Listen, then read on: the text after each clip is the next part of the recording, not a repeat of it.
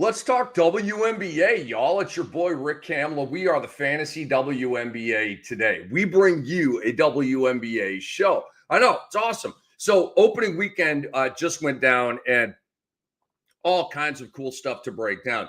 Not a ton of games, but there was quality in maybe the lack of quantity. Frankly, it's one of the things that's enjoyable about the WNBA, and it should be a draw. It should be something that kind of sucks people in, is that it's a 13-team league. There aren't, and look, I love 10-game NBA nights, but there aren't 10-game WNBA nights. So it's sort of easier to follow that way. There's not as much volume. And some people may be like, oh, I don't really know that much about the WNBA. Start watching games, dude. Get a fantasy team. Learn it a little bit. But you don't have to be, oh, it's so daunting. I got to learn the whole league. There's 13 teams. And you'll learn like 7 players on the 13 teams. What is that, Andre? Was that 70 players, 65 players? It's not that big of a deal. Anyway, psyched about the WNBA, man. And we're all here for just spreading the word and like getting y'all into it. It's phenomenal basketball, and you should be into it. So let's get going here. I've got my top 3 from opening weekend, my bottom 3 from opening weekend. I've got fantasy goodies for you. I've got all kinds of stuff here for you. It's the best WNBA breakdown you are going to find. So number 1 for me, Caitlin Clark and Angel Reese. Where did you think I was going to start the show? Is probably the best player rivalry that we have in sports right now. I know, hot take alert. I don't do hot takes. I'm not trying to be a hot take guy. Kindly tell me a player rivalry in sports that's spicier, more high profile, edgier, more divisive. I could go on. Angel Reese and Caitlin Clark is it. And I absolutely love it because women's basketball needs this. Women's basketball, like I'm saying, we're trying to do our part to get y'all kind of into it and stuff. I mean, hopefully it's of your own volition, but the more encouragement people get on stuff, eventually it starts to kind of take hold, right? But this is what the WNBA, look, the NBA could use a personal rivalry like this. Every sport could. The NFL could. Major League Baseball could. I can't find a more spicy, edgy player rivalry in sports right now. Again, I'm here for it. If you say, hey, man, this guy and this guy, I'll be like, yep, you're right, and I'm wrong. I just can't think of that right now off my head. So I love that. And, of course, they battle on opening weekend because the WNBA knows this is the matchup. This is the rivalry. They should play 10 times. Like the old Russell and Chamberlain days. These ladies simply do not like each other, like Bird and Magic back in the 80s before they were all hugs and hand pounds, when it was hate between those guys. I liked that. I was in it, a Showtime Laker fan with Magic Johnson. I did not like Bird. Bird gets every damn call. I mean, all that stuff, right? I mean, I respected the guy, but and I love him now, but at the time, I was war. I Magic and Worthy and Kareem and my guys. So it boiled over on Saturday between Reese and Clark. So Reese shoved Natasha Howard from behind to the ground to get an offensive rebound. It was, it wasn't like violent or a flagrant foul, but it was like, damn, it was one of those. So Clark motions to the ref, dude, or I don't know if it was a guy or a girl, but like, how do you not call a foul on it? And then she realizes, dang, I got to get Angel because Angel's wide open for a layup. So Clark fouls the shit out of her in that moment. Okay, big old chop down, dig down, right? And maybe a little bit of a shove with the left arm, maybe a little bit of a flippity flop by Angel Reese, but nevertheless, it was unnecessary contact. They gave her a flagrant foul. Unnecessary and excessive is an FF2. Unnecessary, that was unnecessary. Like you could have just fouled her, wrapped her up or something, but she karate chopped her. And I wasn't mad about it. Angel was mad about it. And if Angel had done that to Caitlin Clark, I wouldn't be mad at her either. I love both of these ladies. I love both of these players. I'm a Clark guy or I'm a Reese guy. I'm a both of them guy. It's not about like choosing a side for me on this, but that foul was about three things for me. Number one, Caitlin Clark was standing up for her new teammate. All right. Getting Natasha Howard and getting Dewana Bonner are the reasons why I've got the Fever third best team in the WNBA right now. So you got a new teammate, love on her. Okay. So I like that. Two, you're preventing an easy basket. I'm not, oh yeah, I'm gonna be Luka and just go off to the refs and let Angel Reese have a wide open layup. No. And by the way, I like the sort of the playoff foul. That was a playoff foul, right? Like old school. In the first game of the regular season, like that's dope, man. And then third was Clark's feud with Reese. All right. Standing up for her teammate, preventing an easy basket, and the feud with Angel Reese. A lot of stuff going on in there. Okay. Angel was ready to fight after getting knocked down. I mean, she popped up and was ready for action. And Clark was kind of walking away. I'd rather you just karate chop her and stand there, and Angel will come up and get face to face, and you'll be separated, and that's all that will ever happen there. But in the game, Caitlin Clark, 20 points, 10 rebounds, 10 assists, 4 blocks, 2 steals. What a line. Angel Reese, fantastic. 12 points, 17 rebounds, and a dime. Caitlin Clark is the best passer in the WNBA, and I don't think it's debatable. Alyssa Thomas is absolutely fantastic. She's not the passer that Caitlin Clark is. She's a wizard. Clark is a wizard. She makes passes. She finds holes, cracks, openings, super creative. Best passer in the sport. Angel Reese is the best rebounder in the sport. And pardon me, this one's debatable with her and A'ja Wilson. It's debatable. They're right there neck and neck. I think Angel's just a little bit, and look, it's more of kind of what Angel does, right? A'ja puts the ball in the hole and grabs rebounds and defends and all that kind of stuff. And this is kind of Angel's specialty, and she's going to round out her game as she develops and matures. But right now, by just a little bit, I would say Angel's the best rebounder in the sport. These two ladies battled in college. They came into the W together in the same draft. They're going to meet dozens and dozens of times in their careers. And it's always going to be an event. It's always going to be a big deal. LeBron James and Steph Curry is, I don't know, probably the best rivalry in the NBA right now. You've got a Mount Rushmore guy in LeBron James. You've got the second best point guard of all time in Curry. Curry is knocking on the door of overall Mount Rushmore as well. They're deep into their careers. They're both 4-time champions, blah, blah, blah. It's all great stuff, right? But they're great friends, and it's a love fest every time they play. So, which is cool too. But like, I'm more into the rivalry thing where it's like hate and like mean mugs and like all that kind of stuff. And to be a great rivalry, there's got to be some hate. And I don't, throw that word around. And it can be, it's weird now in 2025, that word, right? Well, it's been weird for a long time. Hate sucks. But in sports, I think you can drop the H card every once in a while. And I, like in the playoffs, in the NBA playoffs, I want a little hate, a little dislike. Okay, that's cool. Hate is when you get the good stuff. That's when you've got five ladies all being separated. Refs are going crazy, and you've got security people out there. Like, I'm here for that chaos. I love that stuff. So I just want to make this clear, though. I hope that nobody is banging on Angel Reese or the Chicago Sky today for getting housed by Indiana. If they are doing that, they do not know this league. I can tell you that right now. I go way back with this league. I'm rooted in the fantasy, the stats. I can tell you about roster construction on every team. Okay. You guys know that. That's why you're here right now. It's the Fantasy WNBA Today with your boy, Rick Kamla. What's up?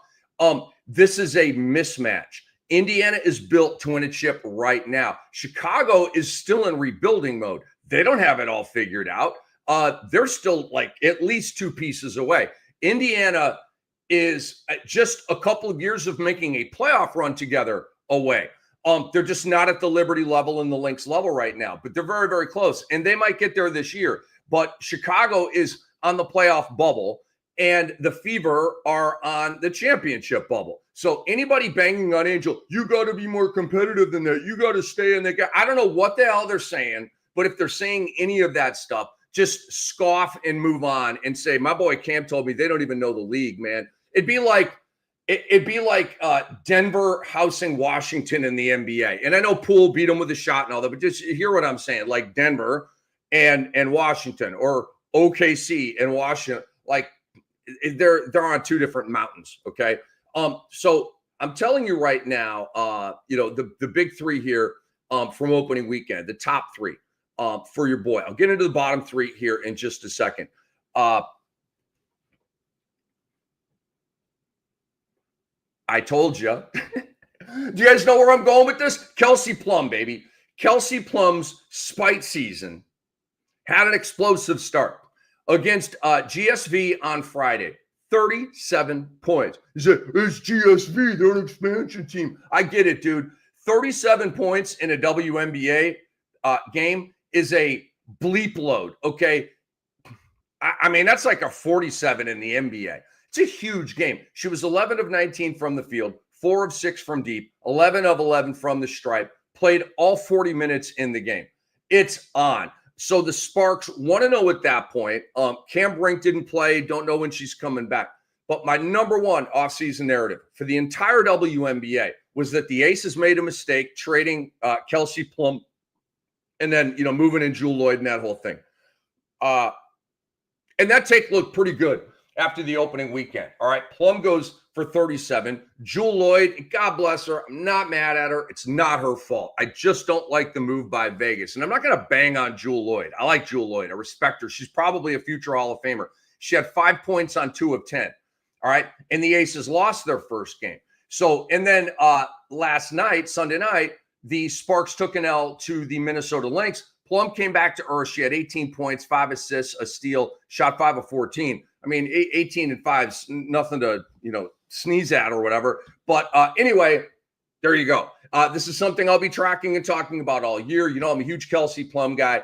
And I just love the look on 37. First game, bam, here we go. So the Sparks are 1-1. The Aces are 0-1. And right now, Plum is above Wilson and the rest of the Aces and Becky Hammond in the standings right now, which I think is pretty cool. Go get him, Kelsey. Number 3 in my top 3 from opening weekend in the WNBA. The Liberty and the Aces are no longer a great rivalry. I'm not saying the networks should not put these teams on together.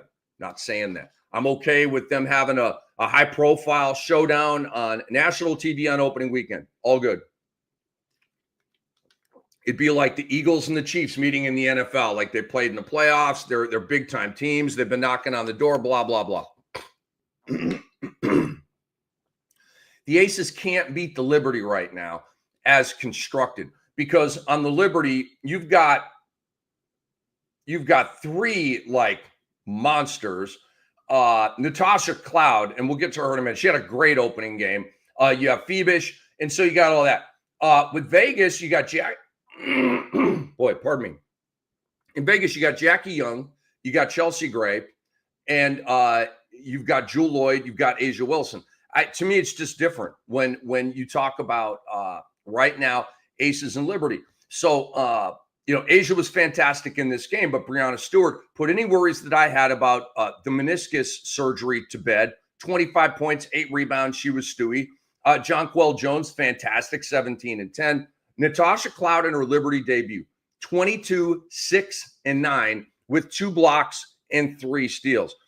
Sabrina actually didn't play that well. 8 points on 3 of 12, but it didn't matter. The Liberty have all these weapons. They have all these options. They're greatly coached. And like this it's a rivalry. I'm cool with that, but it's just not, it's a one-sided rivalry right now. And I think the Liberty proved what a lot of us already thought going in. Vegas is kind of slipping a little bit. Liberty are there. They're the team right now. And then the Lynx and the Fever are really hard charging. And the Aces are still in this thing. I would like them to make like a move, trade a draft pick or young players or something and like go get another kind of heavy hitter and kind of load up again. You know what I mean? I just don't look at Vegas as loaded. I think they're solid. 4th best team in the league for me right now. So let's get to my bottom 3 from opening weekend. And oh boy, we have chaos and controversy in Dallas. And I'm not even talking about Luca and Nico Harrison and boycotts and frozen envelopes and Cooper Flag and all that kind of stuff. I'm not talking about that. I'm talking about the treatment of Tierra McCowan. And when you talk about Tierra McCowan, ladies and gentlemen, I was trying to send a little retweet out here. That didn't work. But Dallas Wings head coach, and I don't know how to say his name, Chris Koklanis, I believe it is, benching Tierra McCowan in favor of Misha Hines-Allen. Hines-Allen is a good player. She's a bench player. She had a decent game, 11 points, 6 rebounds, 2 assists, 1 block in 27 minutes. McCowan played 5 minutes. Now, ahead of the matchup, Coach Koklanis said the team would tinker with lineups, including having McCowan coming off the bench. She quickly picked up 4 fouls. All right, in 5 minutes, she was benched. After the game, they come together for a little post-game huddle and maybe a prayer and that kind of thing. I'm not sure exactly what went on with that, but she left it early and walked to the locker room, and that people noticed, and it's a story now. I understand her frustration. To me, you don't do Tierra McCowan like that. You don't. She's an OG. She's not like a Tina Charles OG, but she's an OG. She's been one of the best bigs in the WNBA for 6 seasons. She's a walking double-double. She's a really good fantasy player when she's getting the right minutes. I have McCowan's back with this one. Hines-Allen is not better than Tierra McCowan. This is change for the sake of making change, but it's really, really foolish because you have now pissed off maybe the oldest player on the team. I haven't analyzed that, but one of the, let me put it this way. She is one of the leaders in that locker room. I know that. Okay. So Coach Koklanis has created a problem for himself and his team that he did not need to. And he has created a major, major problem for us out here that play fantasy WNBA. I have McCowan on a couple of my teams. What do I do with her? Do I drop her, pick up Hines-Allen? I don't want to do that, at least not yet. So it's a buzzkill. It's not about me. It's about the treatment of Tierra McCowan, and I didn't like that. Okay, so that leads off my bottom 3 from opening weekend. Number 2, the Storm get trucked on the road by 22 points by Phoenix. Whew. The most disappointing result of the entire weekend. No, I didn't have any money on this one. I didn't lose any money on this one.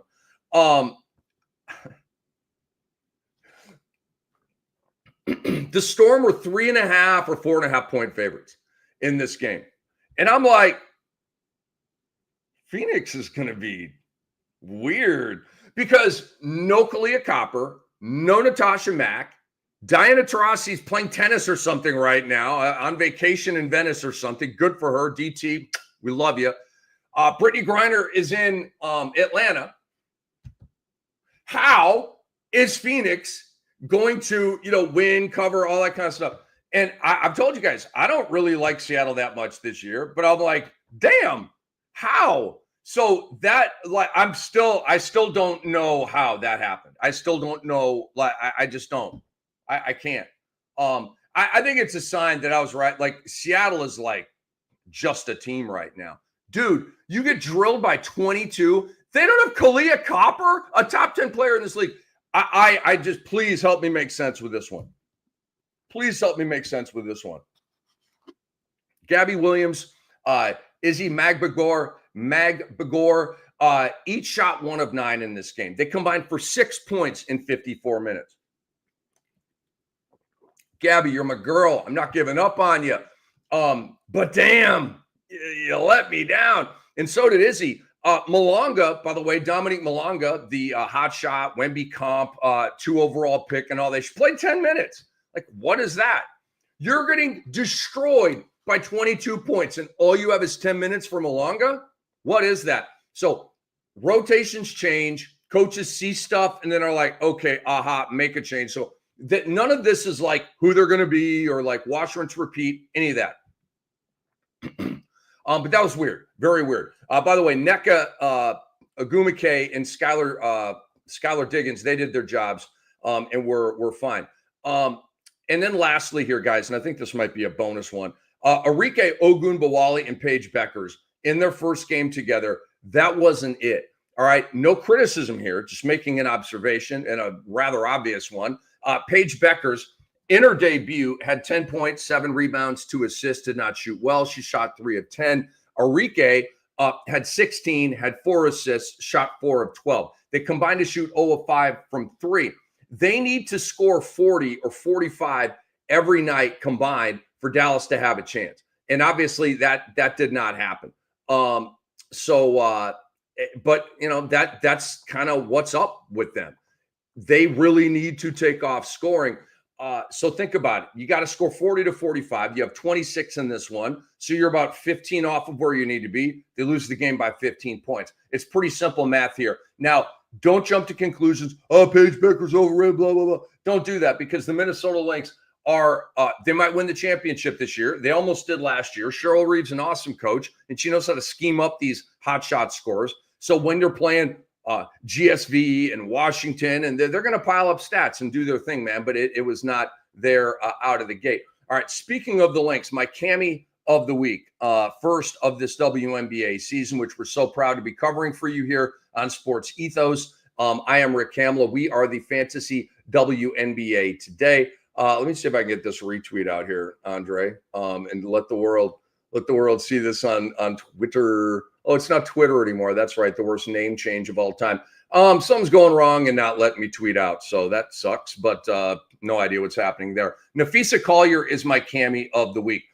Sunday over the Sparks, she goes 23-6, a steal, an assist, a block, 2 steals. Friday, the Lynx destroy the Wings, a game I was just referring to. They did not have Kayla McBride. They did not have Alana Smith, and they still destroyed Dallas. Fee had 34, 4 and 4. Courtney Williams has been killing it, man. Their point guard. She went 25, 4 and 9. And then Sunday went 13, 5 and 10. I am seeing the on a mission mentality from the Lynx. I like this. They're drilling teams, okay? Kind of like Cleveland did, right? But to more of a degree like what OKC did in the NBA. Like, they just drilled teams night after night after night after night. Why? Because they're on a mission to seek and destroy, hug up on the goal ball, and all that. So Nafisa Collier, a.k.a. Fee, has 57 points in 2 games. And this isn't news to anybody, but this is a major run for MVP by Fee that we are witnessing right now firsthand and in real time. Is she going to win it? She very well might. Asia Wilson's going to have a lot to say about it. Caitlin Clark's going to have a lot to say about it. And so it's is there a fourth? Trying to think here. I guess Breanna Stewart could maybe edge in on the fringe there as a fourth, but I don't know. I kind of think it's Fee, it's Asia, and it's Caitlin right now for MVP. But Fee's off to a great start, and she gets the Kammy of the week. All right, let's talk a little fantasy basketball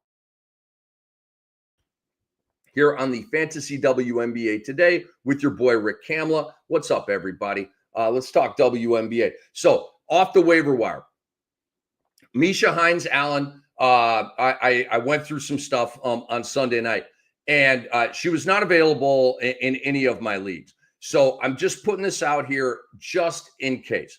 I'm in really competitive leagues. Maybe they're a little higher level than yours. I'm not shaming or anything, just saying. But just check your waiver wire. If Hines-Allen is out there, you got to go get her. She started for Tierra McCowan. Again, I don't know if that's going to continue, but I think this does prove that Hines-Allen's going to play a lot regardless for this team. So she looks good if still available on your waiver wire. Tahina Popo, point guard for the Dream, started for Jordan, Canada. And there was talk that maybe another one of their ladies would start, but they did not. It was Popo. And I hope I'm saying her name right. Certainly don't mean any disrespect if I'm not saying it right. We'll call her Tahina. All right. 7, 3, and 4 with a steal and a 3. Not a great line. But if you have Jordan, Canada, picking up Tahina is a must. Because then you're going to have the monopoly, I guess. She'll have, both at that position.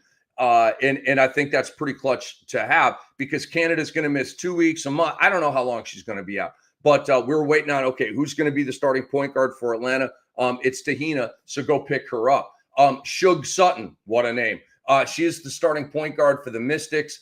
Had a really good first game, 13 points, 2 assists, 3 steals, and a 3 in 30 minutes. And then on Sunday, came back to earth a little bit, but still started next to Citron in their backcourt. And you had 6 points, 2 rebounds, 2 assists in 26 minutes. I like the role. I like the minutes. And she's not really looking over her shoulder right now. I think Shug Sutton's good to go to get these numbers. Of these 3 ladies, Hines Allen and then Sutton, and then like Tahina is a Jordan Canada pickup. And even if you don't have Jordan Canada and maybe these other ladies are already scooped up, then go get you some Shug Sutton. Jessica Shepard is a forward for the Minnesota Lynx. She started for Alana Smith on Friday, went 15, 8, and 3 with a steal. What a line, right? That's a big-time line right there, 29 minutes played. Sunday, Alana Smith came back, but Shepard played great. She had a double-double off the bench, 11 points and 10 rebounds. Again, she's probably not available in your leagues, but just double-check your waiver wire here. And, like, the sustainable value, because Alana Smith came back. We don't have a long-term injury there. Kayla McBride's on a personal thing, and hopefully they get her back soon. But in deep league, in a 6-team regular ESPN league, probably not going to need to mess with like Jessica Shepard as a bench player.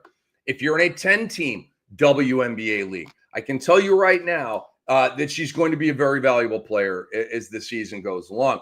Odyssey Sims is the other guard in the Sparks backcourt with Kelsey Plum. She started both games. The Sparks cut Ari McDonald less than a week ago. So Sims is, and I thought that Ari McDonald would have a chance to start. No, she's not even on the team anymore. So Sims against GSV on that was Friday, 7 points, 6 assists, a block, 2 steals, decent goodies. And then Sunday, 34 minutes, horrible shooting. But the point is, Odyssey Sims is starting. She's playing big minutes. And eventually the buckets and the stats are going to be there because she's a good player. So she's a good pickup off your waiver wire right now. The Julie Vanloo pump fake. Oh, boy. This is this has not gone well for your boy. So I like Vanloo last year with Washington. Just watched her, kind of a slick guard, and just kind of like, I like her. I like, just one of those things. So she goes to GSV. I'm like, she's got to be the starting point guard of GSV. Like, why wouldn't she be? Right? And all that kind of stuff. And so I ranked her relatively high. Then I'm looking at these preseason box scores. Veronica Burton is starting over her. Vanloo is having weird stat lines. And I'm like, maybe I was wrong about Vanloo. Maybe we were wrong because it wasn't just me. Like the other ranking services, they had her, not a top 20 player, don't get me wrong, but I don't know, maybe a top 50 player, right? And so, but I'm like, how can she be a top 50 player if she's playing off the bench behind Burton on, a horrible team? So I just got pump faked. And then the first game out of the gate, Vanloo has 27 minutes off the bench, 14, 4, and 2 with a steal. And I look at that and I'm like, terrific. Love that I dropped her. That's awesome. And I picked up Veronica Burton. Veronica Burton played 17 minutes, had like no stats. Okay. And in the next, I can't wait for the next GSV game because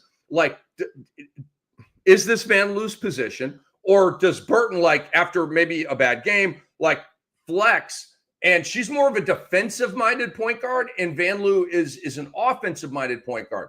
To me, GSV needs offense. I think Vanloo should start. So I have screwed that thing up completely. And maybe my original ranking was spot on with Vanloo, and I should have never touched it. But I just, as fantasy guys and girls, sometimes you get it right and sometimes you get it wrong. And it's our job to diagnose this stuff and figure out, no, man, it's not Vanloo. It's actually Burton.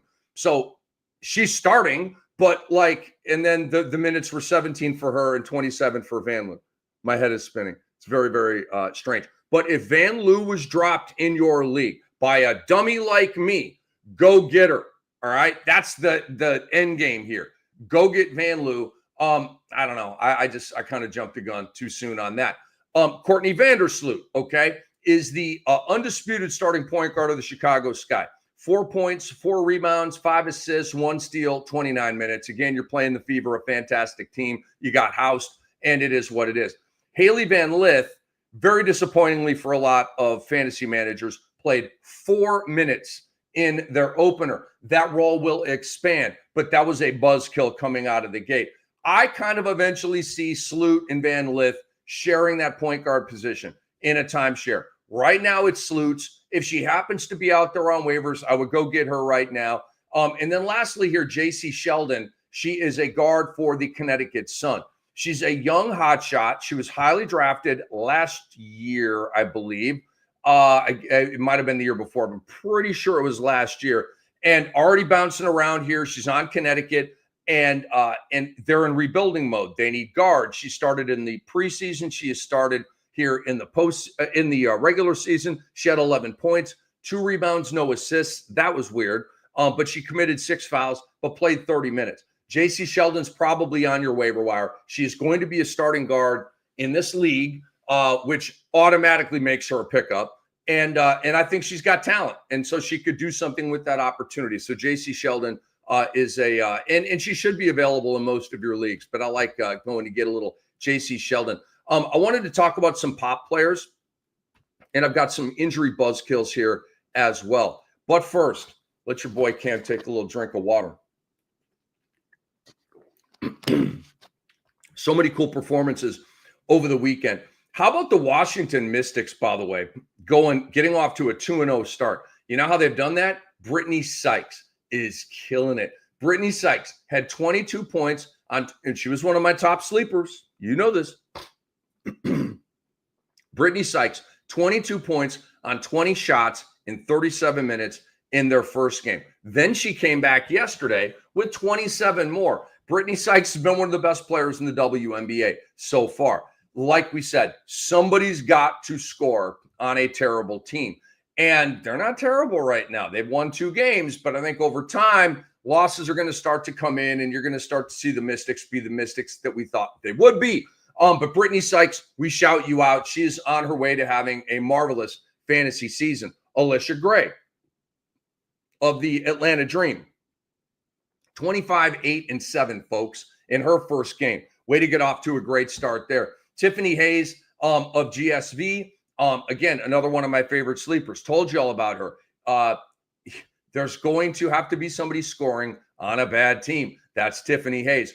She's guaranteed to lead GSV in scoring this year. Guaranteed. She had 19 points, 9 rebounds, a steal, a block, and a 3. And, pardon me, I got that wrong. An assist, a block, a steal, and 2 threes. Fantastic overall line in their first game. Shout out to Tiffany Hayes. Shout out to Aaliyah Boston of the Fever. She is going to have, she's in that mix with Tina Charles and De'Arica Hamby in your draft, right? And John Quell Jones. Take Aaliyah Boston. She is a young ascending star, entering year 3, I believe. And the numbers get better each year, and she's like ready for a pop year. Even with the Bonner edition, the Howard edition, she's their center. And so goodies come with that role. 19 and 13 goodies work for me in the first game. Alyssa Thomas, okay? We talked about Phoenix from the Seattle side, like what the hell was that side? The Phoenix side of that game looked really good. Alyssa Thomas, the hot shot, hub of their offense. She's kind of like a Domantas Sabonis type in the WNBA with the PRA, points, rebounds, assists. Probably the second best passer in the game behind Caitlin. She was at 20 points, 7 rebounds, and 6 assists. So shout out to AT for a great start. Setu Sabali, told you, she is going to have a massive pop year with no DT, no Griner, Coppersert, Macashert. Sabali is green lit for greatness here. 27 points and 6 rebounds in her first game. And then Tina Charles. I'll call her young faithful. I don't want to call her old faithful, right? Because, I'll call her young faithful. But she's been in the league for a minute. 23-10. That's what Tina Charles does, man. Tina Charles is about as safe a fantasy pick as there is, man. Every night, digits. It doesn't matter if her team is good or bad or what. She's just consistently putting out numbers, man. Some injury buzzkills, fellas and ladies, from opening weekend. Rickea Jackson of the Sparks appeared to suffer an injury during the game against the Lynx yesterday. She was taken off the court after a collision, did not return. The specific nature of the injury haven't been confirmed yet, but it looked like she was experiencing pain in her head or neck area, and we wish her well. But, Rickea, we're just throwing out love to you, and hopefully you can get back as soon as possible. In the fantasy, like ripple effects, Azura Stevens would benefit by this. Hamby's already a hot shot, but I mean, she'll score more without Rickea. And then, like I mentioned earlier, Odyssey Sims, the starting guard other than Kelsey Plum, they would all benefit if Rickea Jackson would have to unfortunately miss time. Shakira Austin has gotten off to a weird start for Washington. She's their starting center and a good player, like a 12.7 rebound type of player, solid player. Missed the first game with a right leg injury. Came back yesterday and played 7 minutes. So, like, what was that? And so I'm eagerly awaiting the Mystics' next box scoring game to see what happens with Shakira, and if she gets her starting job back, and if she plays starters minutes, and like, what are we doing here? But right now, don't drop her. Definitely do not drop Shakira Austin. She is a good player. And by the way, don't drop Tierra McCallum. Okay, like, just thought bubble hit me, because you may be like, man, she played 5 minutes and she stunk and she's involved in a controversy now, blah, blah, blah. Don't drop her, okay? Way too early for that. Don't drop her. Kayla McBride missing this time for the Lynx. And God bless her and whatever's going on to keep her off the court here, but not having Kayla McBride. So I've got on a bunch of my fantasy teams, okay? You guys know who I loaded up on.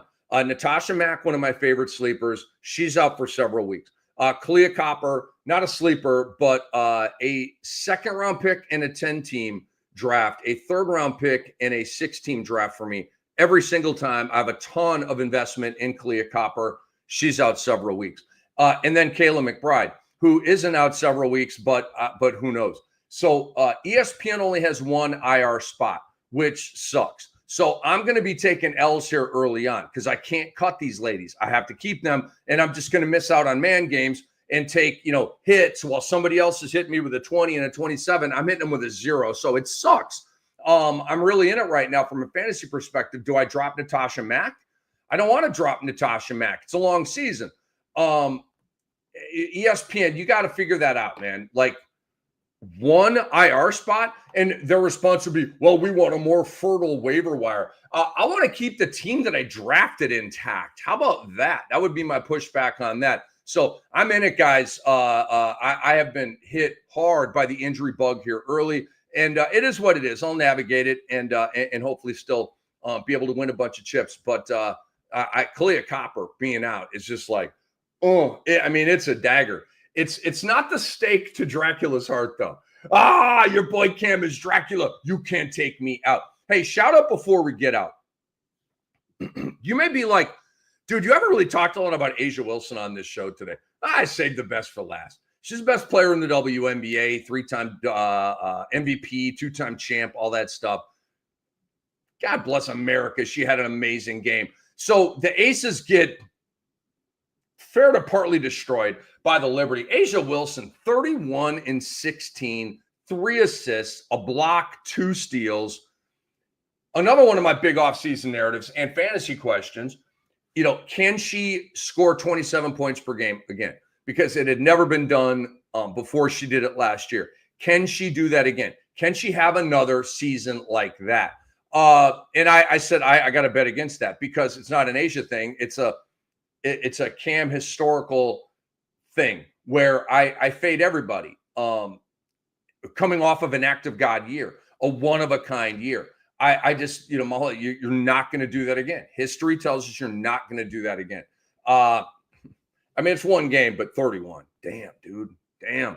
I I'll be honest, and you guys know that, like, when I'm wrong, and so we're one game in, but I have a feeling that I might have miscalculated Asia a little bit because of team construction. And you don't have Kelsey Plum there anymore. Chelsea Gray's a pass first point guard. She's going to take 10, 11, 12, 13 shots. Jackie Young is not a volume scorer. She's a 15, 16, 17 point per game gal. And you have Jewel Lloyd. She's like a 20-point rocker. And then you've got Asia Wilson. But when you're playing against the mighty teams, they're going to need savage performances from Asia. Perhaps I miscalculated that based on need. And maybe that trumps the historical of, when a player pops like this, they always kind of come back to earth. Going to be a fascinating thing to watch here. If she has 17 in her next game, then I'm like, okay, now it's looking, but 31 right out of the gate. Love Asia Wilson. I love how hard she plays. I love how determined she is. I love how overall skilled she is. I love the mid-range pull-up with that left hand. It's gorgeous basketball, man. So shout out to Asia. Like I said, get Asia one more player, man. Go get Asia one more player, like to fill the Kia Stokes role, right? Kia Stokes doesn't bring a whole lot, kind of an offensive lineman type of big in there. But like, what if that looked like Indiana, where you just have 5 rock stars, or the Liberty, where you just have 5 rock stars? You have 4 rock stars. You don't have 5. And the Lynx have 5 rock stars, and they're starting 5 right now. The Aces don't. So I would say go get that 5th and make it a forward. And I don't know who that is. I haven't investigated it. I'm just saying Vegas went from loaded and breaking the league, and they didn't win it last year. They had won the previous 2. They were going for a 3-peat last year, and they have not broke. They don't have the construction to break the league anymore. They have come back to earth a little bit. I don't know about finances and trade assets. I don't know about all that stuff. But I'm just saying they are one player away, one rock solid, one Leona Phoebish away, one Bridget Carlton away, one Dewana Bonner or Kelsey Mitchell away. They're one of those players away. But shout out to Asia Wilson, man, and shout out to the WNBA. Phenomenal opening weekend. Guys, fantasy drafts are still going on right now. Our Sports Ethos drafts are not. And by the way, we love you all that are in these leagues and battling with me and Andre and Doc and Brew and Keston Paul and our whole crew over here, right? Love y'all, man. But ESPN leagues are still going right now. So if you're like, damn, I missed it, but I want to play, my boy Camp's talking about, get a team, dude. You know how long it takes to draft a fantasy WNBA team in an ESPN 16 league? 20 minutes. I'm telling you, these drafts go so fast. It's crazy. It's crazy. I don't, maybe a half hour, like maybe, but it feels more like 20, 25 minutes. And it's six teams, 9 players. What's 6 times 9? 54 draft picks. It's like a minute clock. Nobody takes the whole minute. If you take the whole minute, like, what are you doing? Be ready. But anyway, it's not too late. Get a fantasy WNBA team and join the fun. Guys, go to our website, sportsethos.com. Subscribe to our work. It's phenomenal content. It's low dough for you. It's big bang for the buck. Download our app. The Sports Ethos app is amazing. We have fantasy blurbs on MLB, NFL, obviously NBA, and the ultimate tools to help you out with everything, man. So big shout out. Please retweet this. Get it out on your timelines. Let everybody know that your boy Rick Kamla is talking about the WNBA in probably a more detailed fashion than most. I'll say it that way. But we really appreciate you guys watching and enjoying this. And I will see you next Monday at 10 a.m. Eastern time with the Fantasy WNBA today. Enjoy all the goodies. Enjoy all the games. And I will see you soon.